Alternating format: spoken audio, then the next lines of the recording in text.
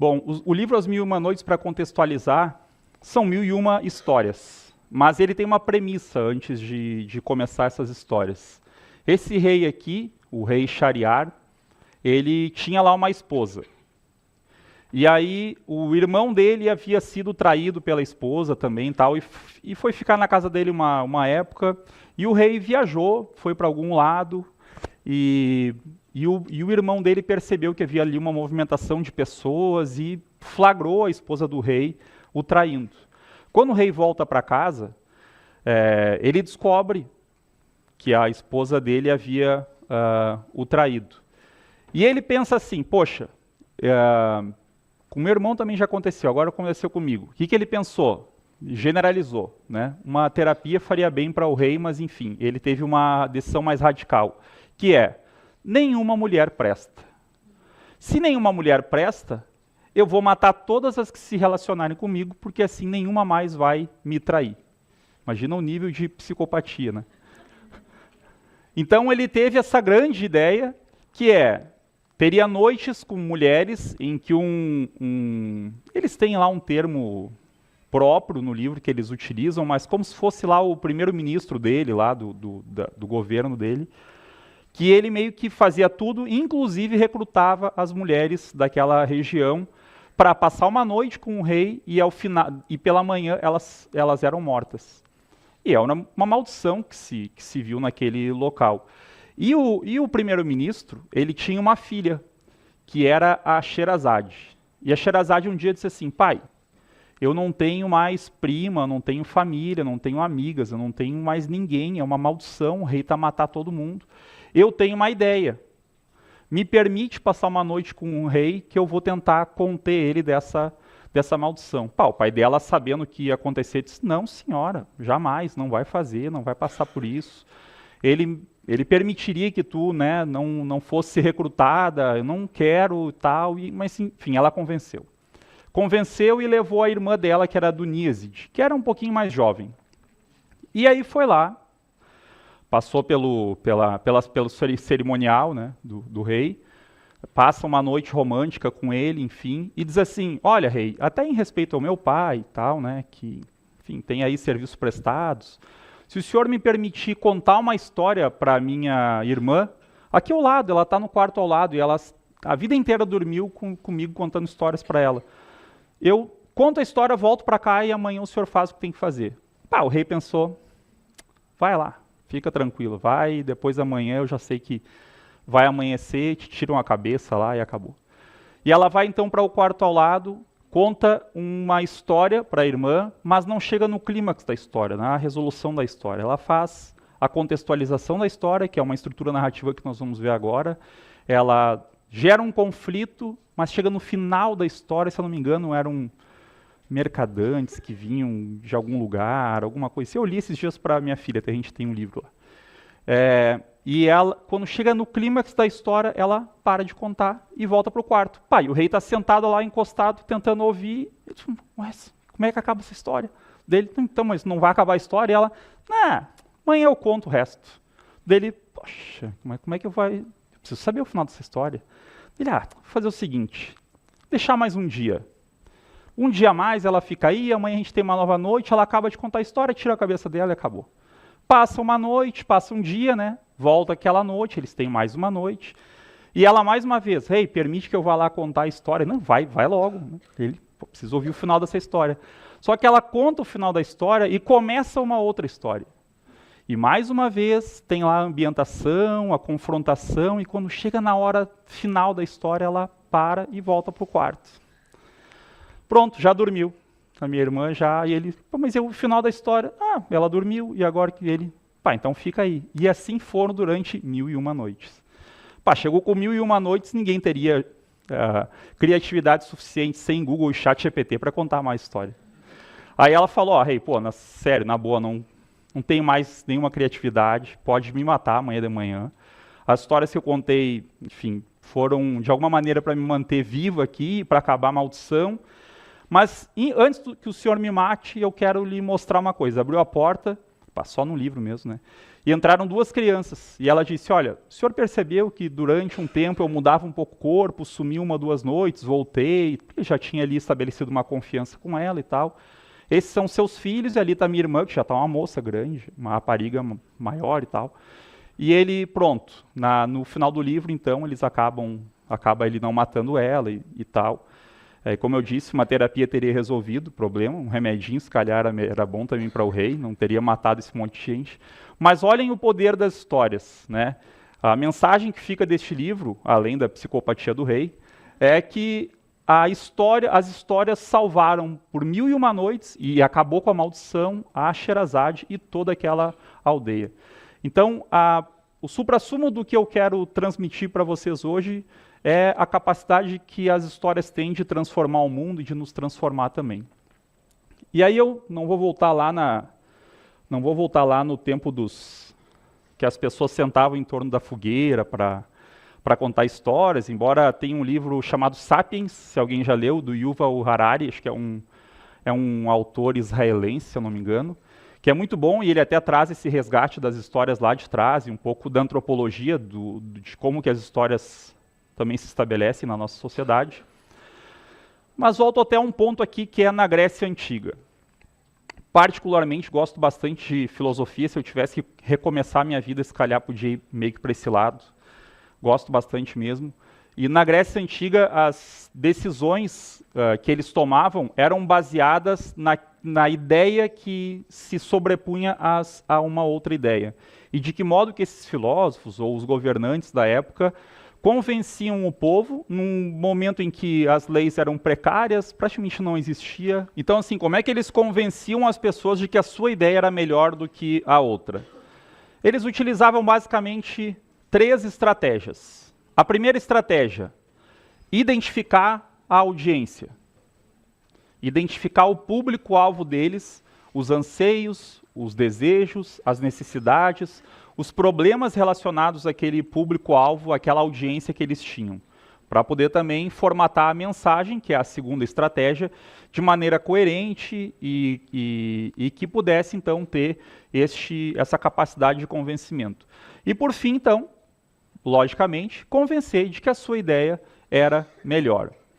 Bom, isso começa lá com Sócrates, depois vem Platão, era uma coisa esquisita, tipo, Platão, pelo que eu leio, parava as pessoas na rua, quer ouvir minhas ideias? Deixa eu te contar aqui e tal. E depois vem Aristóteles, existem mais registros disso, depois ele também é professor de Alexandre o Grande. Com Aristóteles imaginava a retórica de maneira diferente daquilo que nós convencionamos. Quando se fala em retórica, não soa tão bem para nós assim, né? Parece uma maneira de manipular com argumentos que, no fundo, não são tão verdadeiros. Mas o Aristóteles tinha uma noção diferente do que era a retórica. Para ele, retórica era a arte da persuasão através da comunicação.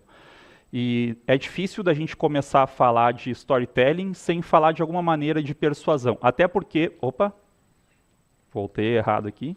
Até porque, se a gente olhar para esses 3 elementos aqui, e aqui vai ter, se calhar, pessoas que vão gerenciar marcas lá na frente, que vão ser relações públicas, que vão trabalhar com grandes organizações, isso basicamente é o que faz relações públicas, ou algum social media, algum estrategista digital, enfim. É identificar a sua audiência, transmitir uma mensagem e, de alguma maneira, convencer de que a sua ideia é melhor.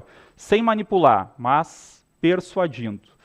Então, para isso, o Aristóteles criou a retórica, né, a retórica de Aristóteles, que tem 3 elementos principais, que eu procuro até seguir isso, porque, inclusive nas apresentações, é algo que, para quem deseja depois também ter esse tipo de experiência, eu acho que é interessante também, que é, primeiro, o ethos, segundo, pathos e terceiro, logos. O ethos se refere à ética, à credibilidade e à autoridade do orador, ou da fonte da mensagem, no caso de ser uma marca, né?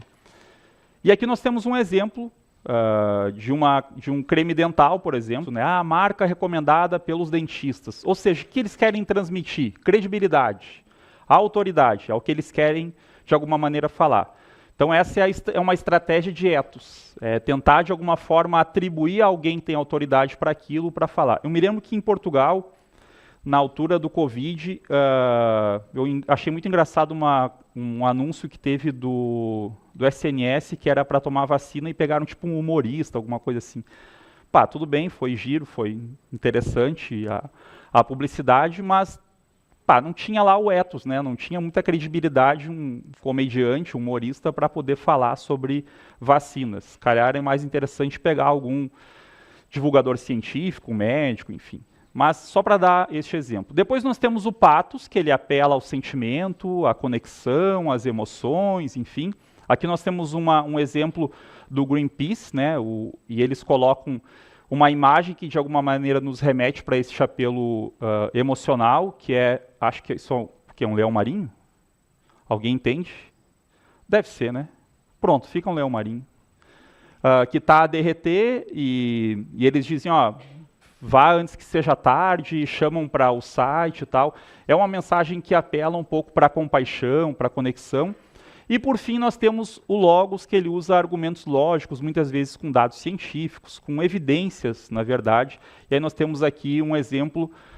Existem 270 milhões de carros e carrinhos na União Europeia e 5% utilizam combustíveis alternativos. E ali tem a fonte da pesquisa. É quando utilizam dados, por exemplo, estatísticas, de alguma maneira, um gráfico, um infográfico, enfim. É esse tipo de publicidade. Por exemplo, o Greenpeace poderia fazer uma publicidade em que eles colocassem ali uma estatística de leões marinhos que morreram nos últimos anos, baseado numa fonte científica, e basicamente eles teriam os 3 elementos, porque eles têm a credibilidade para falar por ambientalistas, por ser uma entidade reconhecida. Eles têm um apelo emocional com a imagem, e eles teriam também o logos, que é a lógica e a razão nessa publicidade. Mas isso aqui tem muito a ver com publicidade, com relações públicas? Nem tanto, mas as estruturas de persuasão e de convencimento, elas fazem parte do nosso trabalho enquanto profissional. E aí nós começamos efetivamente a falar sobre as estruturas narrativas. Eu vou começar daquelas mais simples e vamos passando para as mais elaboradas. A primeira delas é a estrutura dos 3 atos, que é do Sydfield. Ele já não está mais entre nós, mas ele foi roteirista, produtor, professor, tem uma série de livros. Bom, o Sydfield ele fala de uma estrutura de 3 atos que é bem simples. Primeiro, a apresentação. Segundo, a confrontação, todo o conflito que acontece. E, por fim, a resolução. É difícil a gente pensar em alguma peça publicitária ou de cinema, porque aqui muitas vezes ele é orientado para a indústria cinematográfica, muito embora nem sempre se aplica apenas à indústria cinematográfica, nós podemos aplicar isso também para o universo das marcas, mas é muito difícil a gente ter uma história em que não existe ali um conflito que precisa se resolver no final. Basicamente é isso que acontece. E como é que ele faz essa estrutura? Nós temos o início, que é o ato 1, o meio, que é o ato 2, e o fim, que é o ato 3. Apresentação, confrontação, resolução. Existem pelo menos 2 pontos de virada nessa estrutura, mas numa história podem ter quantos forem necessários. A gente vai ver depois valores nucleares em que eles mudam de positivo para negativo o tempo inteiro. Nesse caso, no roteiro linear do Sydfield, ele tem 2 pontos de virada, que eu tenho uma apresentação, uma ambientação da minha história. Algo acontece, ponto de virada 1. Começa a confrontação. Novamente algo acontece. Se começou pelo positivo aqui, vira negativo aqui. Se começou pelo negativo aqui, vira positivo ali. Ele inverte os polos. Ponto de virada no final e resolução. Aí nós vamos começar a ter aqui alguns vídeos que eu peço licença para vocês, porque particularmente acho que vídeos, principalmente vídeos publicitários, eles têm essa capacidade de fazer com que a gente perceba um pouco melhor. E eu vou passar na sequência, então, um vídeo, e a gente tenta identificar juntos onde está a apresentação, ou seja, a ambientação daquilo, onde começa o confronto, onde existe aquele primeiro ponto de virada, onde acontece o segundo ponto de virada, que é para chegar no clímax da história, para chegar na resolução da história.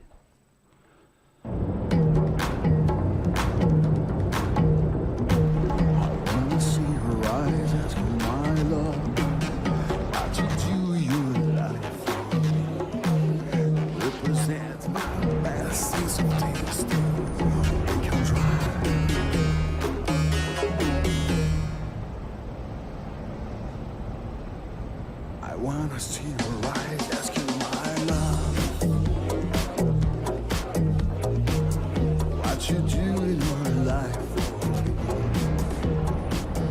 Já escolheu? O quê?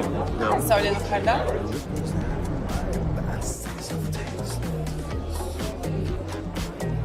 Amor, é porque eu te respeito, entendeu? É porque eu te admiro. Você tá muito, tipo, carregada. E eu acho que você precisa de um tempo pra você. Aproveitei a ocasião de comprar um presente pra você. Que isso? O que é, Spa? Oh, eu pesquisei demais, amor. Juro, não foi fácil. Eu vou ficar 4 Você dias. merece, você merece. Oh, amor. Obrigada. Mas sozinha? Você vai me despachar? Sim. Olha como você tá estressada. Você precisa de um tempo pra você. Vamos brindar, vamos brindar.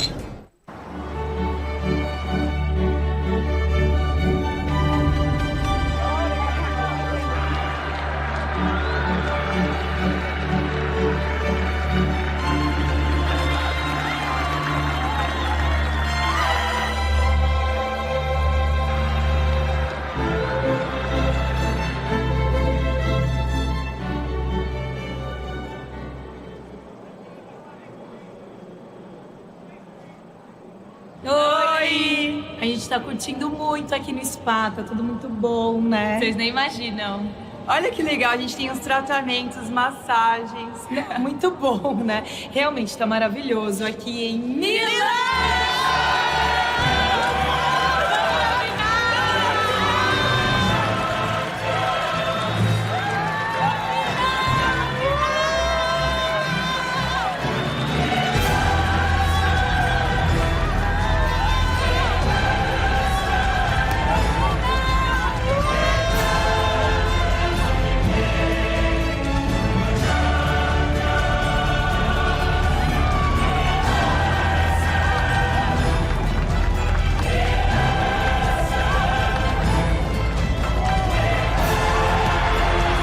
Aprecie com moderação. Calma que ano que vem vai ser ainda melhor. Porque a gente vai estar aqui de novo e vai estar todo mundo junto. Dá uma olhada embaixo do sofá de vocês, tem uma surpresa!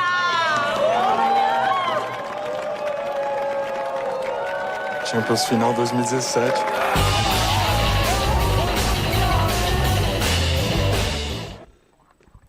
Então, conseguiram identificar até onde vai a ambientação, a apresentação. Qual é o momento que, de fato, começa o conflito aqui? O que vocês acham? Quando recebem os menus. Porque ali havia algo, enfim, a ambientação foi bem curta aqui, né? Embora o Seedfield diga que são 25%, aqui foi um pouquinho menos, não é uma regra, é só uma sugestão. Mas foi até o momento em que eles recebem os menus. E ali havia o convite para que eles fizessem para as namoradas. E aquele é o primeiro ponto de virada. Sai da apresentação e começa a confrontação. Qual é o segundo ponto de virada? Quando elas mostram que são elas que estão lá, porque aí se encaminha para a resolução. Ainda tem um clímax na história que é, após o slogan da marca, eles também são convidados, né, para poder estar na Champions League no outro ano. Essa, então, foi a primeira estrutura narrativa que nós vimos hoje. Bem simples, ato 1, ato 2, ato 3, apresentação, confrontação, clímax, 2 pontos de virada e pronto. É uma estrutura maior que permite adequações, lógico, mas aí nós temos aqui esse que para mim é um dos grandes nomes do storytelling na história moderna, principalmente, que é o Robert McKee, autor, professor de escrita criativa. Ele tem 2 livros que são, pelo menos 2 livros que são icônicos e que eu também tenho eles, caso vocês queiram depois, que é o Story, que é um pouco mais focado de fato na indústria cinematográfica, mas um bem recente, 2021, que é o Storynomics, que ele faz uma adequação das estruturas narrativas para o universo das marcas, e esse particularmente é o que mais nos interessa agora. Para vocês terem uma ideia, o Robert McKee, ele deu aulas para roteiristas como, por exemplo, o Akiva Goldsman, do Uma Mente Brilhante, um filme que eu gosto bastante, o Peter Jackson, do Senhor dos Anéis, e, mais precisamente, especialmente, lá no final da década de 90, um grupo de pessoas que faziam animações procurou o Robert McKee e disse assim, olha, a gente tem uma série de apresentações em que nós não conseguimos inserir uma uma estrutura narrativa, não acertamos os filmes e tal, a gente, enfim, tenta conversar entre nós, as animações são perfeitas e são inovadoras, mas a história em si, enfim, não pega tanto. A gente tem aqui uma demonstração para fazer. E eles mostram, então, um lustre, assim, caminhando como se fosse uma pessoa e olhando como se fosse um olhinho e volta. E o Robert McKee diz assim, olha, faz o seguinte, ó, vai no meu curso de imersão de roteiristas e tal, e eu faço uma parceria, uma colaboração de mentoria com vocês. E esses caras eram a Pixar. A Pixar, ao fim da década de 90, então, passa a ter essa parceria no sentido de mentoria com o Robert McKee, e aí eles lançam Toy Story, que tipo, é muito difícil. Eu, se fosse psicólogo, perguntava para a pessoa, gosta de Toy Story? Não. Complicado. Já temos aí um traço de desvio de personalidade. Então, Toy Story, A Procurar o Nemo, enfim, várias outras animações que são icônicas até hoje e que até hoje também tem essa mentoria do Robert McKee, que ele, principalmente a partir do livro Story, porque lá sim tem uma estrutura muito mais ampla para, como eu disse para vocês, para a indústria cinematográfica. Mas o que nos interessa agora é eu só estava falando do ethos do Robert McKee, né? Só da credibilidade dele enquanto autor, para de alguma maneira transmitir o que de fato a gente quer agora. E eu vou falar um pouco mais sobre o livro Storynomics, e o livro começa falando da crise do marketing. E, de fato, se a gente for perceber bem, nós vivemos um momento de crise na publicidade, na propaganda e no marketing. Porque as pessoas querem fugir dos anúncios. E aqui eu trago duas ilustrações, por exemplo, um anúncio do YouTube e um anúncio do Spotify, a falar, ó, se vocês querem sair dos anúncios, paguem o premium e fiquem sem os anúncios. O Spotify até é mais afrontoso, né? Quer ficar sem anúncio? Assina o Premium. Tipo assim, quer ficar sem essa coisa chata aí e tal, assina aqui o Premium e tal. O YouTube até é engraçado porque eu comecei a fazer yoga faz mais ou menos um mês e achei muito fixe essa cena de meditação e tal. E às vezes de manhã eu acordo e boto lá uma música de meditação antes de começar, então tá aquela coisa relaxada e do nada ele, pum, passa para um anúncio da Booking, pulando, gritando, quase que eu pulo pro outro lado da cama e tal. Enfim, já dá para ver que eu não tenho o YouTube Premium, né? Mas a ideia era ter, né? Então, assim, hoje em dia, na realidade que nós temos de pessoas que estão fugindo dos anúncios, fugindo da publicidade, é um desafio muito grande para os publicitários e para quem trabalha com o universo das marcas, criar conteúdo contando, sabendo disso. Porque antes a gente tinha a publicidade tradicional em que era inevitável que tu fosse ser exposto desde que tu pagasse lá um valor para um jornal, para uma revista, para uma televisão. Mas mesmo assim, os blocos comerciais na televisão, eles eram aquele momento, e ainda são, né, aquele momento que a gente levanta para ir na casa de banho, para dar uma respirada, pegar uma água, né? Tem também na própria internet, como é chato quando a gente abre aquele site e pula um pop-up na nossa cara, assim, a gente já sai correndo para procurar o X para fechar, pum, fechou. Né, tem no próprio corpo da matéria, num site, quando entra, tem lá um anúncio e a gente passa direto por aquele anúncio. Então, de fato, aqui nós temos uma crise de tentar criar um conteúdo para a marca e fazer com que a pessoa, de alguma maneira, seja impactada por aquele conteúdo. E aqui eu até peço desculpas pela qualidade da imagem, porque isso é um print do PDF do livro que eu tenho, do Robert McKee. Mas isso aqui é bem interessante. Em um estudo da Infolinks, eles fizeram o mapa de calor do olhar das pessoas para páginas de internet. Então eles utilizaram lá algum equipamento especial para isso, colocaram óculos, enfim, alguma coisa assim, para tentar captar a atenção das pessoas no momento em que elas estão olhando para um site. E o que está aqui marcado é justamente o conteúdo da matéria. Ao lado, se vocês forem olhar, tem os banners publicitários e o mapa de calor dessas pessoas nem vai para o lado. Ou seja, aqui havia 10 anos atrás uma grande oportunidade para as marcas de pensar, não vou pagar tanto para um jornal, mas posso colocar minha marca num site. E novamente se mostra ineficaz. É difícil de fazer com que as pessoas tenham atenção nos anúncios de maneira desses anúncios que interrompem a nossa atenção. Tem um livro que eu também tenho, que é de Al Ries e Laura Ries, que fala da queda da publicidade e do protagonismo das relações públicas, muito nesse sentido da perda de eficácia e da saturação que as pessoas têm da publicidade que nós temos por publicidade tradicional. Então, é difícil. Eu, particularmente, não lembro da última vez que eu dei atenção num programa de televisão para um anúncio que havia ali no meio. Não lembro mesmo. Então, a gente tem que, nós, enquanto profissionais da área de comunicação, seja relações públicas, seja estrategistas digitais das empresas, nós temos que dar atenção, então, para este fenômeno que o autor Adilson Xavier corrobora aqui, né, falando que essa fragmentação da audiência, onde nós escolhemos o que consumir, o nosso algoritmo nos entende melhor do que pessoas da nossa família, porque nos entrega aquilo que a gente quer. Tem a dispersão da atenção, tem a fragmentação da audiência. Muitas vezes existem artigos, inclusive sugiro para vocês olharem, que são da área da comunicação, sobre o fenômeno da segunda tela. Eu que investigo bastante a área de desporto, tem muitas modalidades que já apostam nisso. Eles sabem que vai estar a transmitir uma partida de basquete, futebol, do que for, e a pessoa vai estar a consumir outra coisa no telemóvel porque ela não consegue ficar só numa tela. É uma briga lá em casa com a minha filha, dizer, filha, é uma tela só. Então, bota o telemóvel para baixo e assiste então a televisão, ou então olha só o telemóvel, então olha só o livro. Mas a gente tem esse hábito hoje de ter 2, 3 telas, né? Tá lá um tablet ligado, tem uma televisão, e aquilo dispersa a atenção.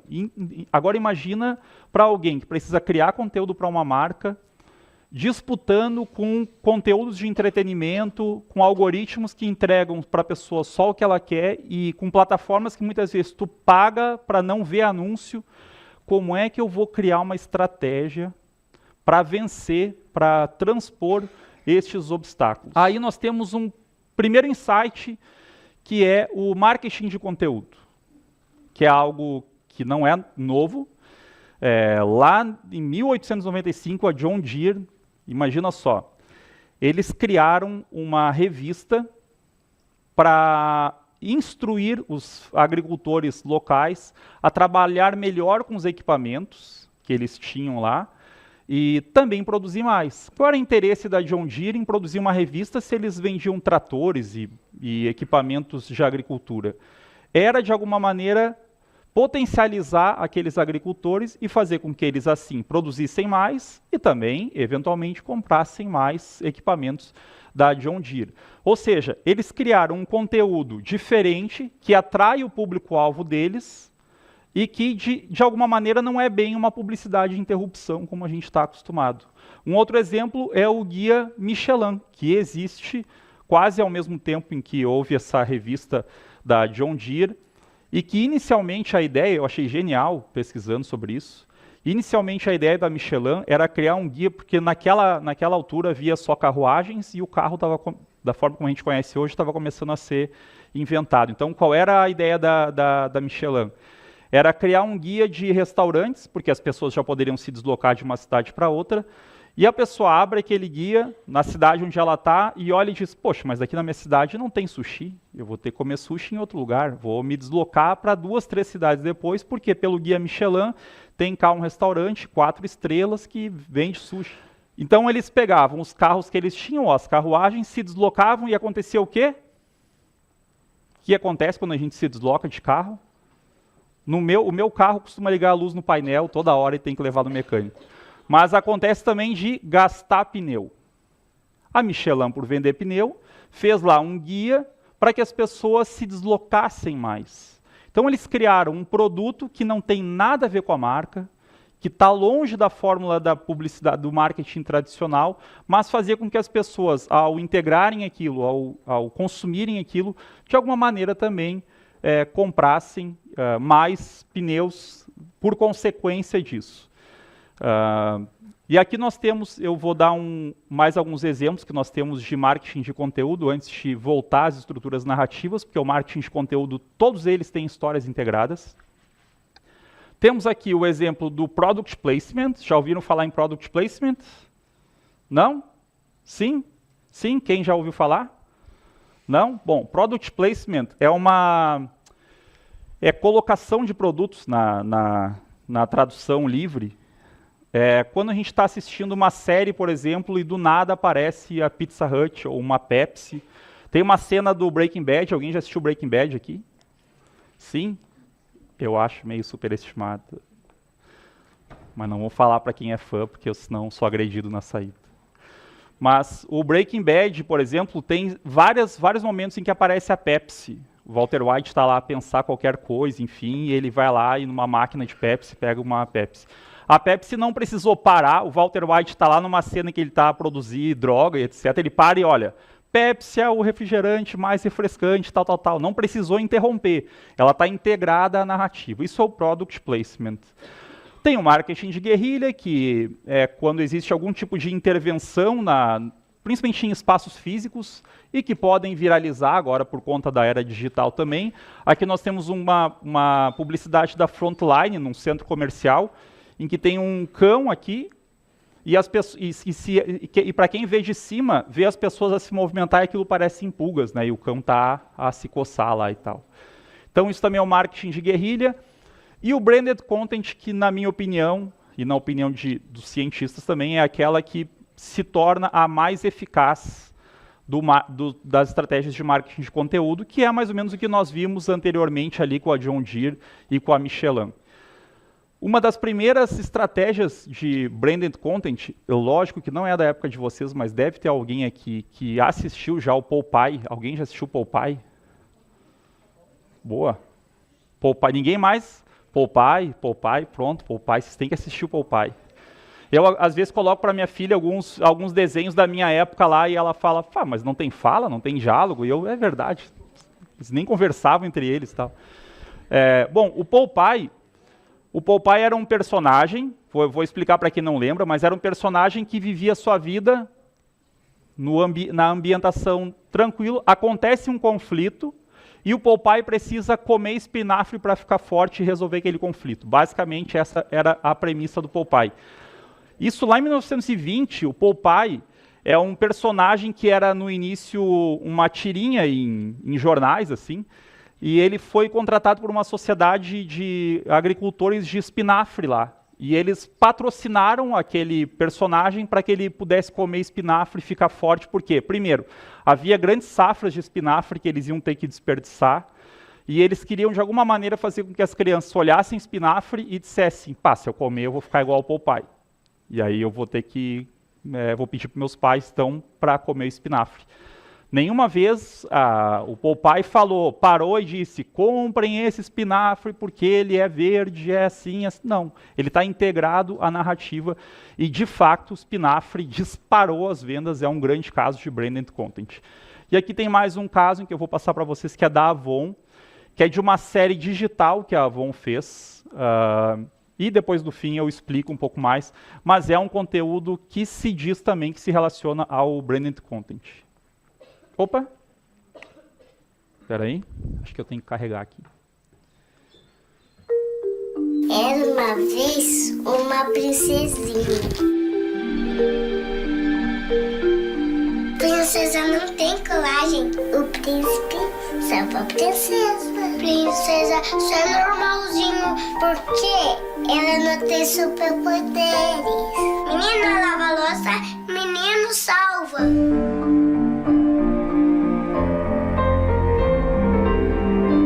Que as meninas são elogiadas. Delicada. De linda. Vaidosa. Princesa. Princesa. Princesa. É uma princesa bonita. Ela é branquinha, é cabelo liso, é um loiro meio castanho, claro. Na minha infância, eu fui muito elogiada, como a maioria dos meninos, eu acho, pela beleza. Os meninos sempre falaram, você é corajoso, você é forte. Os meninos são mais elogiados de corajosos. Esperto. Forte. Inteligente. Inteligente. As palavras, elas têm um poder de concretizar coisas, né? Pra mim, que tem o cabelo crespo e os traços mais grossos, eu nunca fui a princesa. Uma pessoa não tem só uma qualidade, ela tem muitas. E isso a gente vai descobrindo ao longo da vida. Quando a gente fala que a mulher ela é bonita pra continuar nesse padrão que ela tem que ser bonita pra arrumar um marido e cuidar de casa. Eu não sou princesa, não quero ser princesa. Eu poderia ser uma princesa, mas não a princesa da forma que ele queria que eu fosse. Quando eu danço, eu sinto paixão. Não tem que se calar e aceitar. As palavras têm muita força, né? Coragem é uma palavra maravilhosa, linda, assim. Vocês têm força dentro de vocês.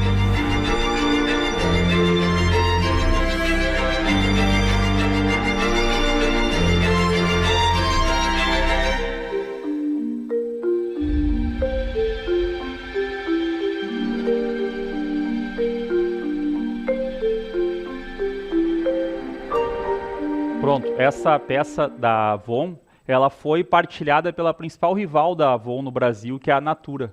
Por quê? A Natura depois diz, nós estamos a partilhar este conteúdo porque também expressa os nossos valores, independente de qualidade de produto. A Avon em nenhum momento falou sobre produto aqui, sobre enfim, hidratante, desodorizante, perfume, nada. Eles expressaram os valores da marca por meio de outra estratégia, que é storytelling, mas também é o marketing de conteúdo, branded content, como nós falamos aqui, porque isso foi uma série disponibilizada no canal deles. Existe inclusive um livro chamado Poder do Subconsciente, que em PDF eu estou a ler, que é do Dr. Joseph Murphy, que fala muito sobre isso, né?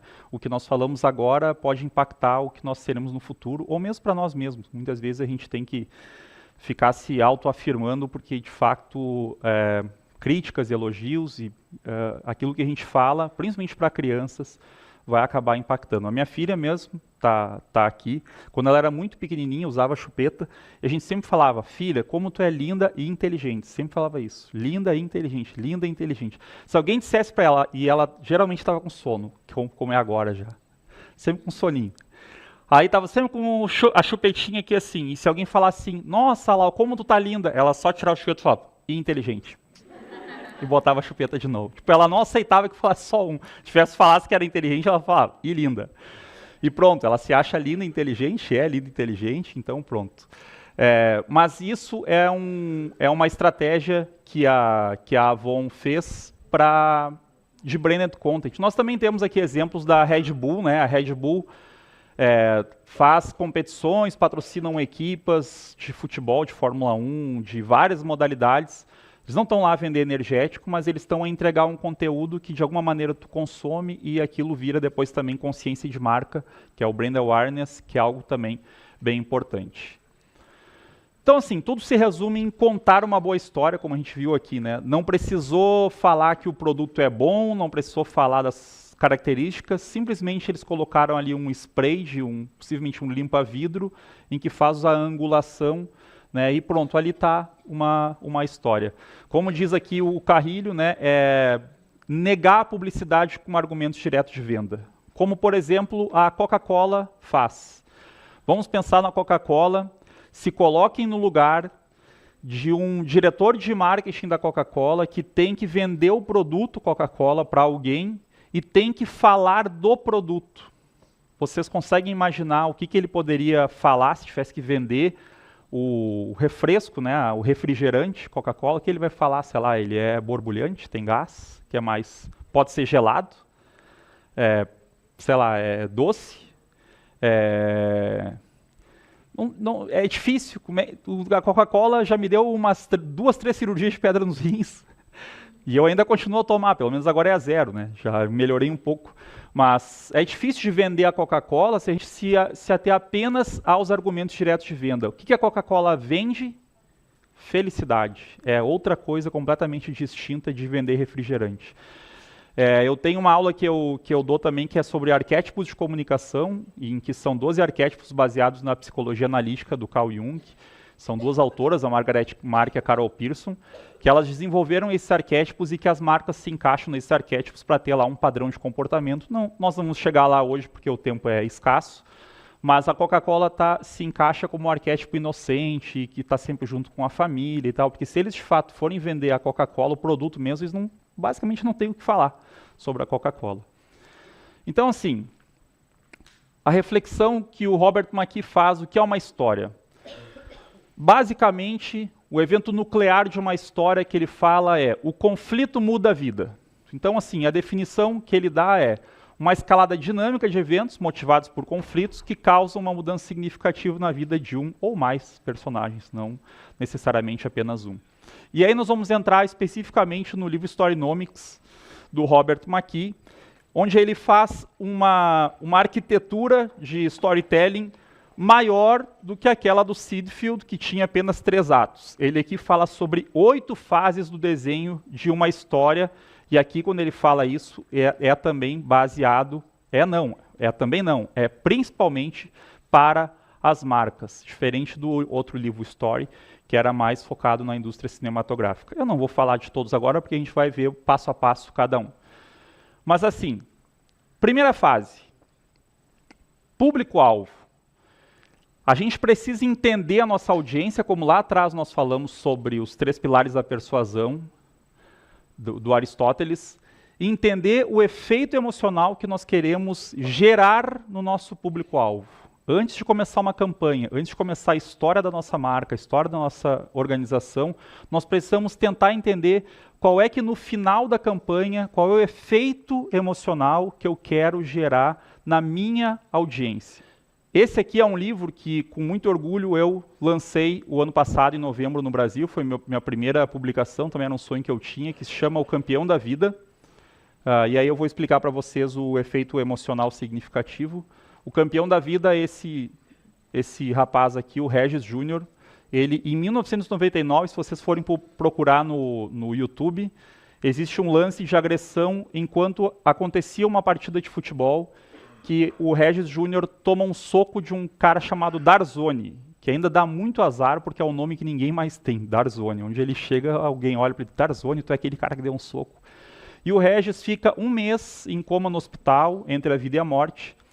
Volta do hospital com o sonho de voltar a jogar futebol, mas nunca mais conseguiu exercer a profissão. Era um jogador super promissor no Brasil. E a gente poderia ter pensado, eu e o outro autor, Luiz Fernando Aquino, que é um jornalista amigo meu lá no Brasil, qual é o efeito emocional que a gente queria gerar no nosso público-alvo, no público que nós imaginávamos que ia ler o livro? Será que é o rancor? É a dor? Qual é o efeito final que o livro quer transmitir?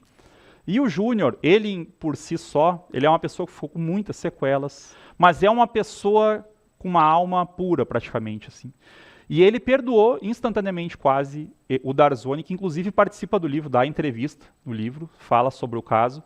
E o Júnior, a mensagem que ele passa é de perdão.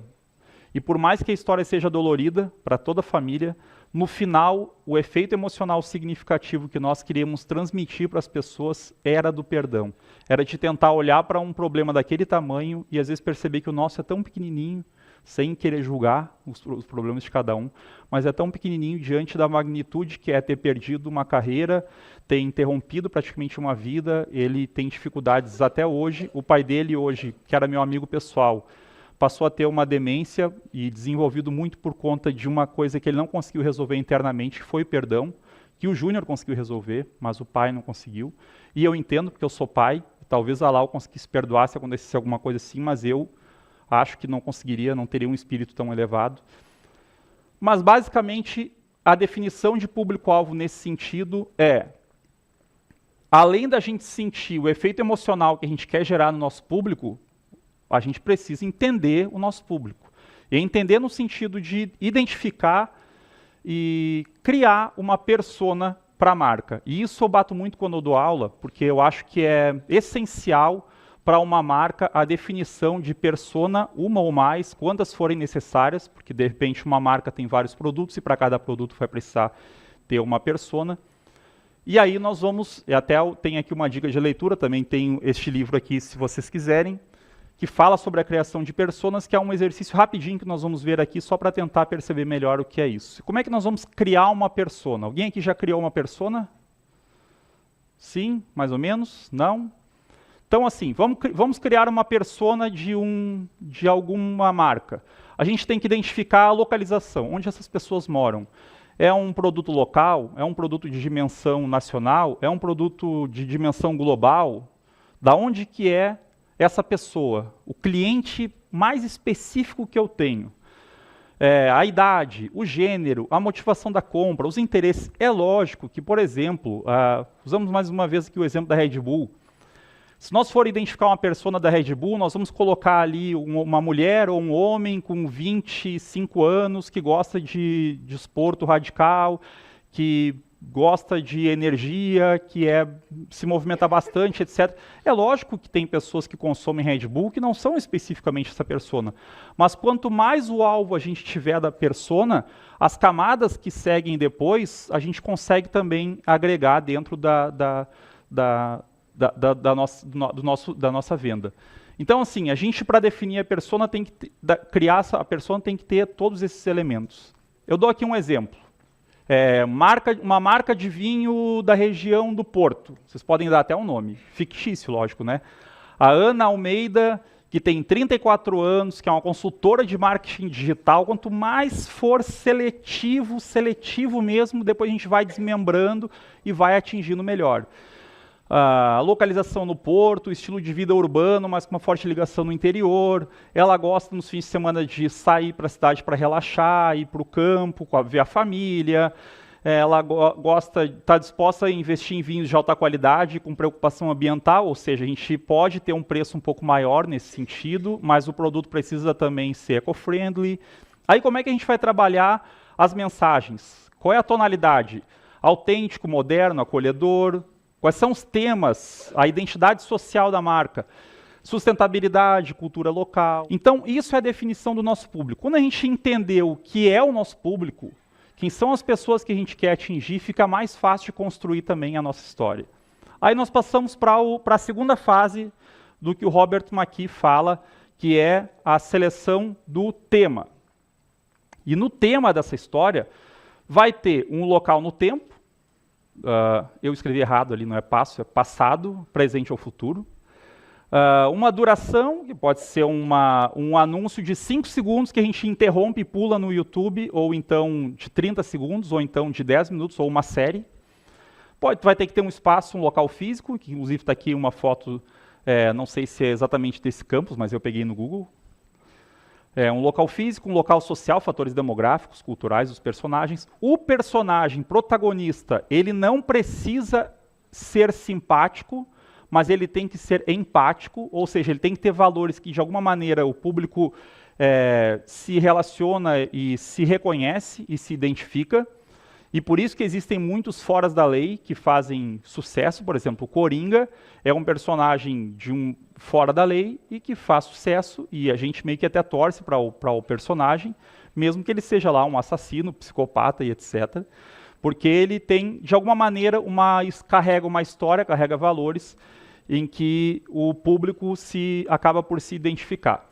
E aqui está o principal, e isso a gente tem que ter muito em mente para criar uma história. A gente não pode ser incoerente no valor nuclear de uma história. E o que é o valor nuclear da história? O valor nuclear são valores binários, positivo e negativo, e tem que ser antônimos. O que são antônimos? Amor, ódio, justiça, injustiça, liberdade e restrição. Eu não posso fazer, por exemplo, amor, restrição, injustiça, liberdade, porque senão esses valores de carga positivo e negativo que muda a cada ponto de virada, eles acabam por ser incoerentes. Porque quando acontece um ponto de virada, sai de um positivo para negativo ou o inverso, de um negativo para positivo. E se o nosso valor nuclear é ódio e amor, e ele está no ódio, ele vira amor. Ele está no amor, ele vira ódio. Ele está no ódio, ele vira amor, e assim vai indo pontos de virada em torno do personagem principal, com esses valores binários em que a gente tem que ter uma coerência. Se o que nós queremos transmitir, como no meu livro que eu estava a falar ali, é o perdão, os valores binários do livro é perdão e ressentimento. Né? Perdão e ressentimento. Então, muitas vezes, durante o livro, existem capítulos que a gente fala sobre ressentimento, sobre as pessoas da família que legitimamente também não conseguem efetivamente perdoar aquilo que aconteceu. Mas logo vem para um episódio em que o Regis Júnior, que é o protagonista, mais uma vez, de alguma maneira na história, ele expressa o valor binário positivo, que é o valor do perdão. Então, nós vamos ver um pouco mais depois sobre o valor nuclear, mas basicamente, então, nós temos que ter em mente que no tema nós temos o tempo, o espaço, o protagonista, que é como se fosse o sistema solar e os cometas e planetas, enfim, girando em torno dele, deste protagonista, e este valor nuclear. E o que nós vamos ver agora é um vídeo, eu peço para que vocês prestem atenção, porque este vídeo vai servir de base para todas as outras etapas que nós vamos ver do Robert McKee. Então eu fiz prints depois, para não ter que passar várias vezes o vídeo, ou não ter que estar mudando de vídeo toda hora. Então fiz prints para que a gente possa tentar identificar neste vídeo o personagem que está aqui, o tema, o valor nuclear, positivo e negativo, e depois os outros passos, que é a primeira ação, a reação, um efeito na crise e a resolução da história. Então esse é o vídeo base que nós vamos ter para seguir vendo sobre esse conteúdo.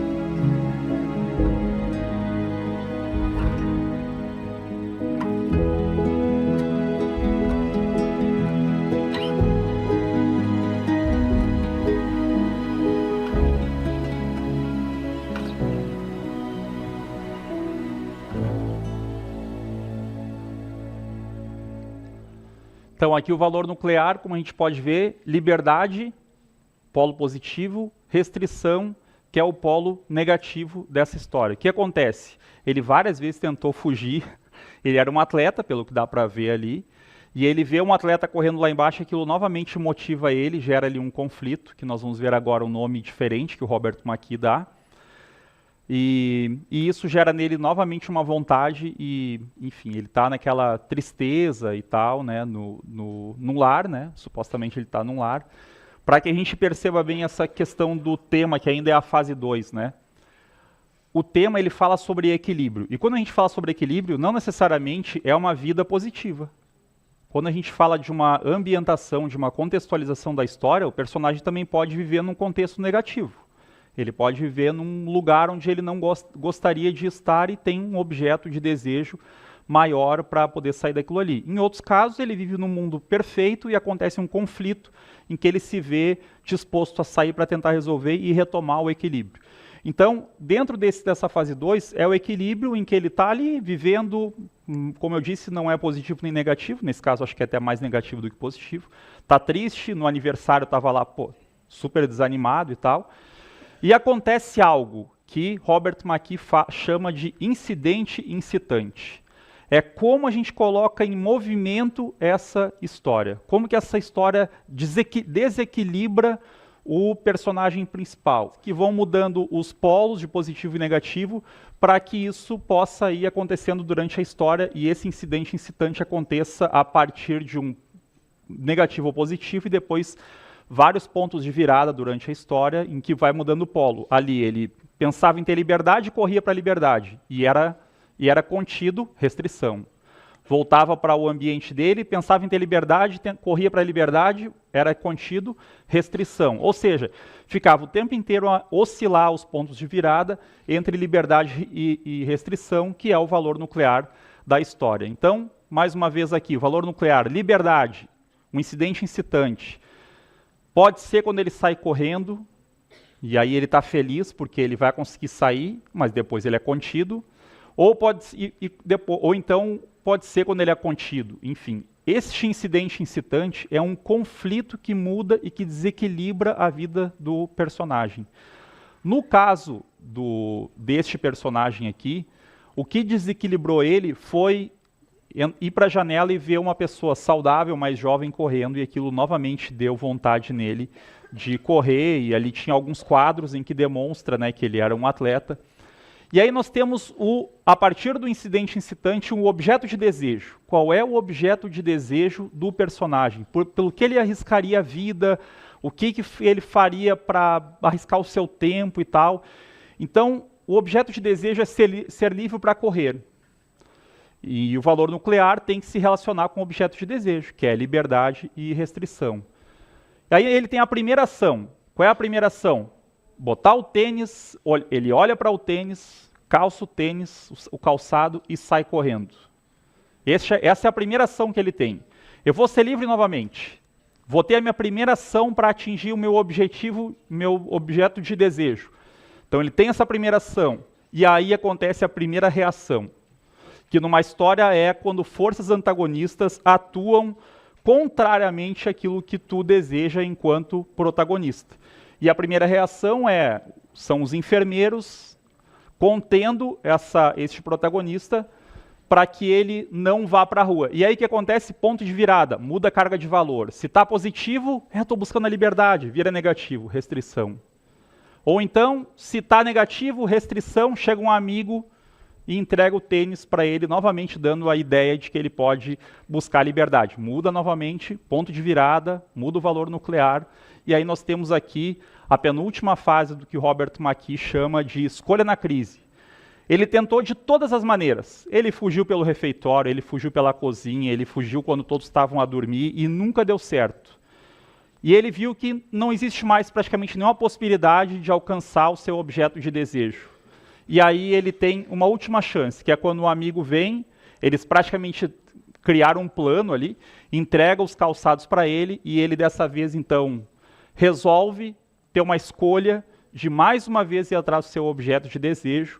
Eles fazem ali uma fila, ele sai correndo e dessa vez os amigos contêm os enfermeiros e ele pode então sair livre e chegar na reação clímax da história, que segundo o Robert McKee, dura na mente de quem está assistindo em torno de 6 a 8 segundos. E é por isso que nesse momento as marcas fazem um chamado de ação.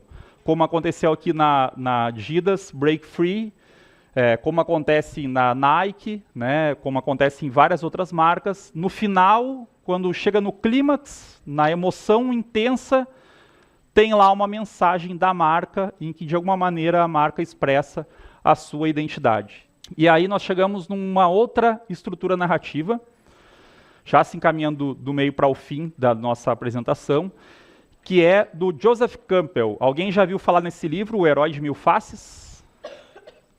Jornada do Herói, alguém já viu falar da Jornada do Herói? Então, o Joseph Campbell, na verdade, diferente do Robert McKee, ele não desenvolveu esses 8 desenhos da história. Ele identificou, é diferente, ele identificou em histórias muito conhecidas, desde as mitologias gregas e tal, que existia um certo padrão em cada história.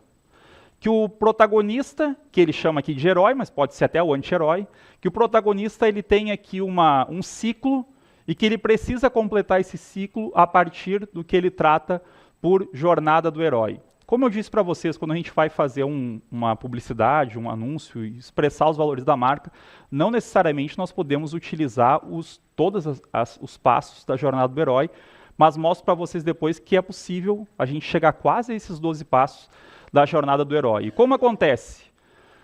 Apresenta-se o mundo comum em que o herói vive, a apresentação do Seedfield e o público-alvo e o tema do que o Robert McKee falava. Então ele recebe um chamado para a aventura. E neste caso aqui, a primeira reação ao chamado, o Joseph Campbell identifica que na maioria das vezes o personagem principal recusa esse chamado. Ele, não quero, acho que eu não me sinto capaz, sei que preciso deste objeto de desejo, mas não me sinto capacitado para chegar aí.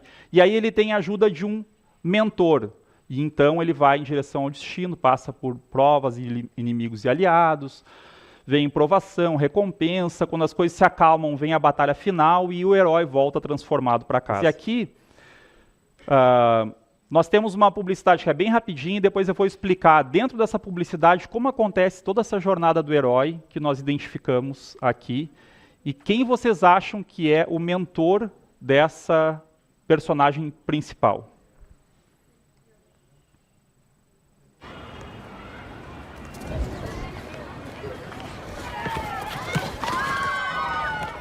تبين تلعبين؟ يلا.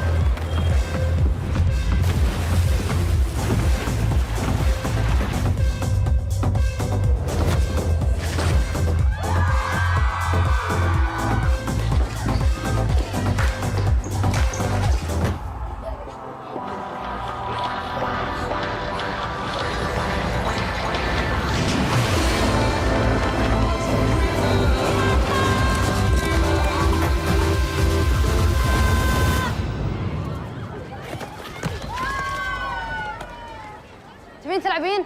يلا.